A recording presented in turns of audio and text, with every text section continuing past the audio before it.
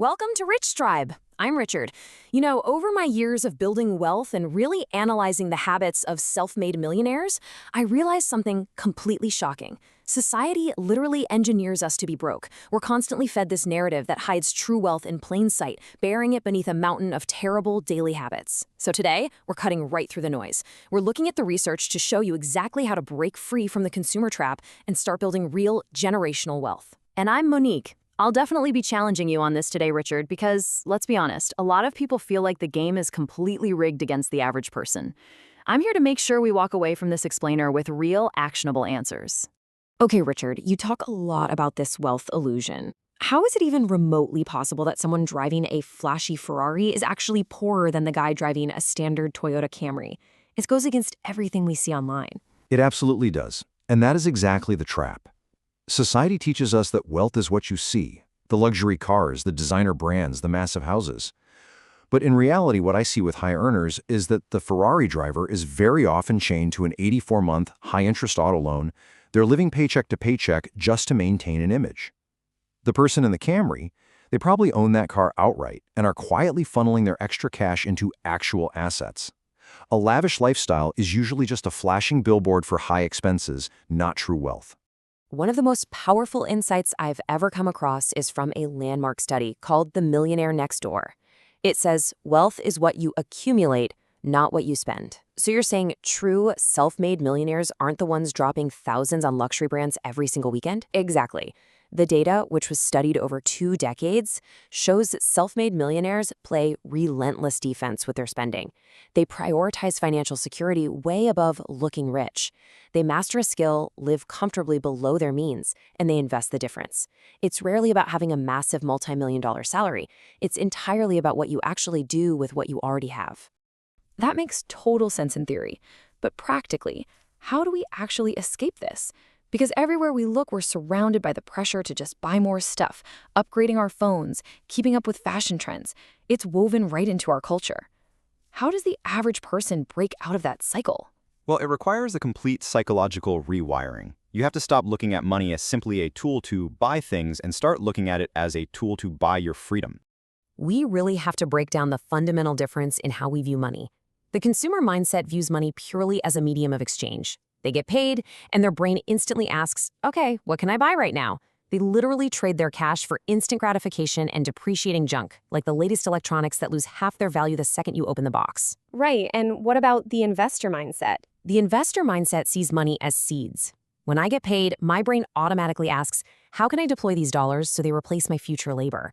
Investors buy appreciating assets, like stocks, real estate, or businesses, things that multiply and grow while they sleep. Just look at the long-term reality here. This is based on Bloomberg advisory data over a 30-year horizon.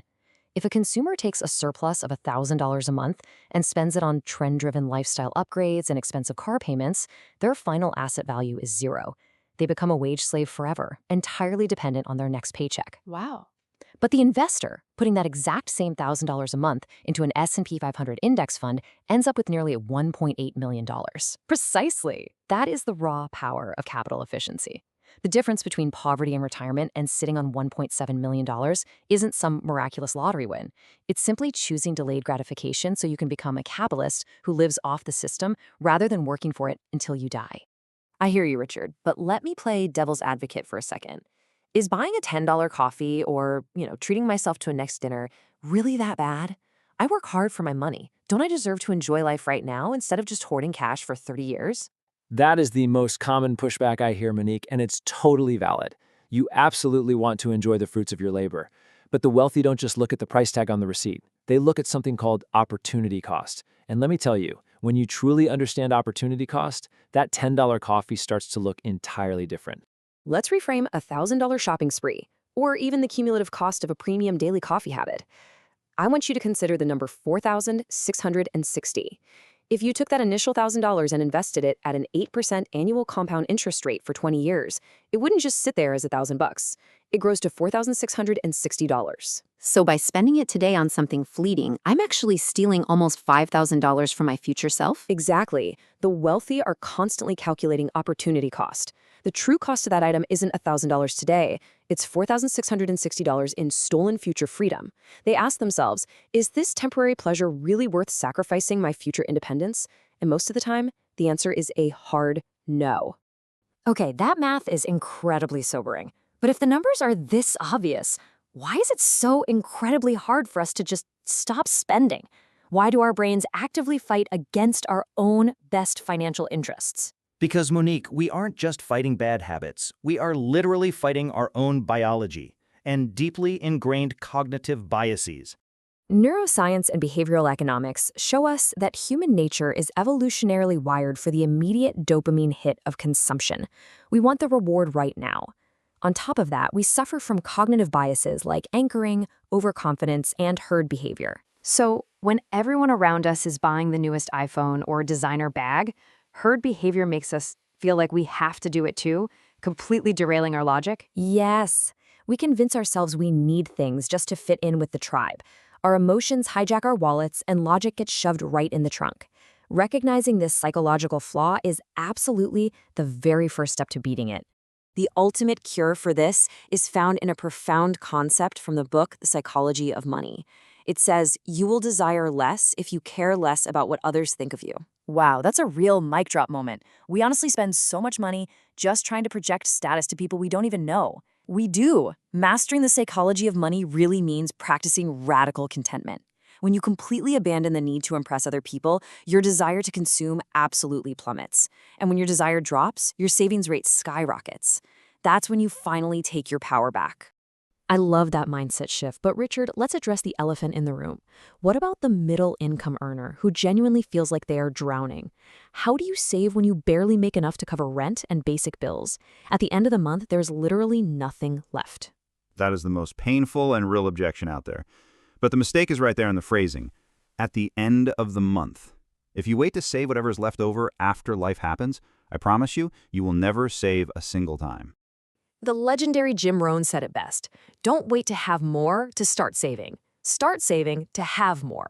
You must completely reframe how you view savings. It is not a leftover luxury. It is paying rent to your future self. So you're saying you have to treat your future self as a non-negotiable primary bill? Yes, absolutely. You pay the landlord, you pay the grocery store, you pay the utility company. Why on earth would you put yourself last? You have to shift from survival mode to strategy mode, even if it's just a tiny amount. Paying yourself first is the ultimate act of financial self-respect. Look, here is the exact mechanism I use. I call it the payday pipeline. First, you set up an auto draft to transfer money straight to your investments on the exact day you get paid. Boom, you have officially paid yourself first. Only then do you pay your living expenses with what's left. And finally, you spend the remainder completely guilt-free. So you physically remove the money from your checking account before you even have a chance to look at it? Exactly. You enforce financial discipline automatically, which stops lifestyle creep dead in its tracks. That actually makes so much sense. Willpower is a limited resource, right? By automating good financial choices and relying on technology, you completely remove the decision fatigue.